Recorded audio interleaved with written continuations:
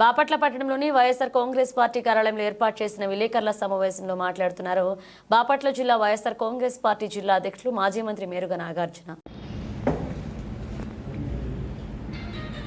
ఈరోజు రాష్ట్రంలో ఆరుగాలం వ్యవసాయం చేసి ప్రజలకు అన్నం పెట్టే రైతు నష్టపోతా ఉన్నాడు, దగా చేయబడ్డాడు. రైతాంగానికి ఆదుకోవాలా,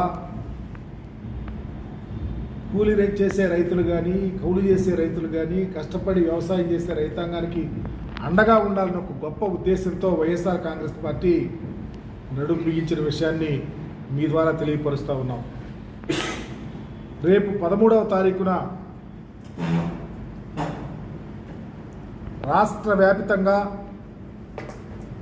అన్ని జిల్లా హెడ్ క్వార్టర్స్లో వైఎస్ఆర్ కాంగ్రెస్ పార్టీ శ్రేణులు రైతులను కలుపుకొని కలెక్టర్ గారికి మెమరాండం ఇవ్వడంతో పాటు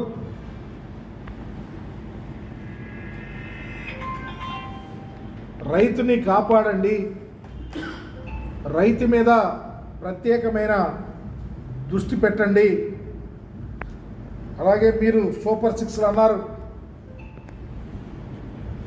మీరు ఇచ్చిన హామీలను నెరవేర్తించండి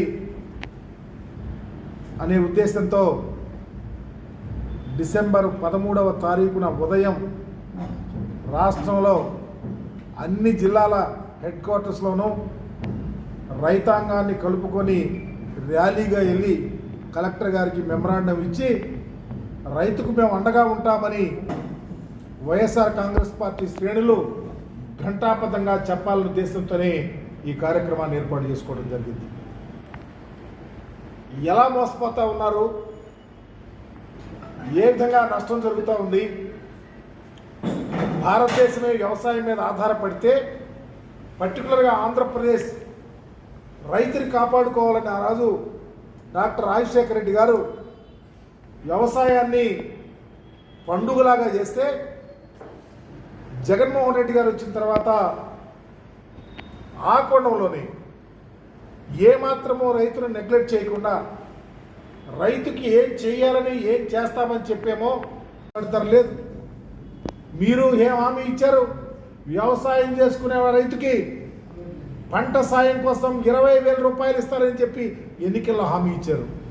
అయ్యో మనం అడుగుతా ఉన్నాం. పండిన పంటకు గిట్టుబాటు ధర ఇవ్వమని అడుగుతా ఉన్నాం. ఆర్బీకేల్లో ఏ రైతు ఎంత పంట వేసాడో, ఏ ఊళ్ళో ఎంత పంట వేసారో పూర్తి అవగాహన ఉంది. ఇప్పుడే మా నాయకులు చెప్పారు. పర్టికులర్గా బాపట్ల జిల్లాకు సంబంధించి అయితే 3 లక్షల పైబడి ఎకరాలు వ్యవసాయం చేస్తే ప్యాడీ చేసేవాళ్ళం.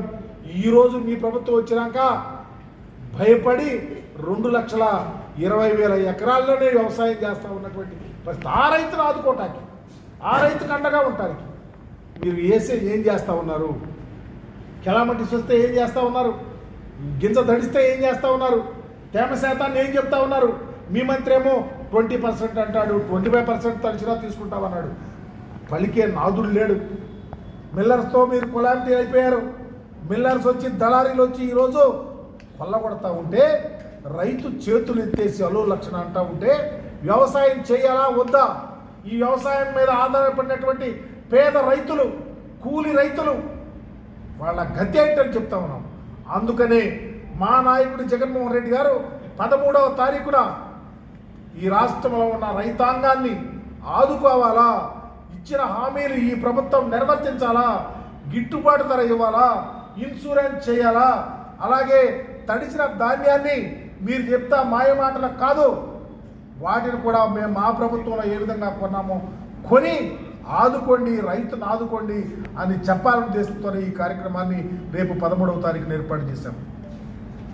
జిల్లాకు సంబంధించి అన్ని నియోజకవర్గాల్లో ఉన్న నాయకులు, రైతులు అందరూ కలిసి రావాలి.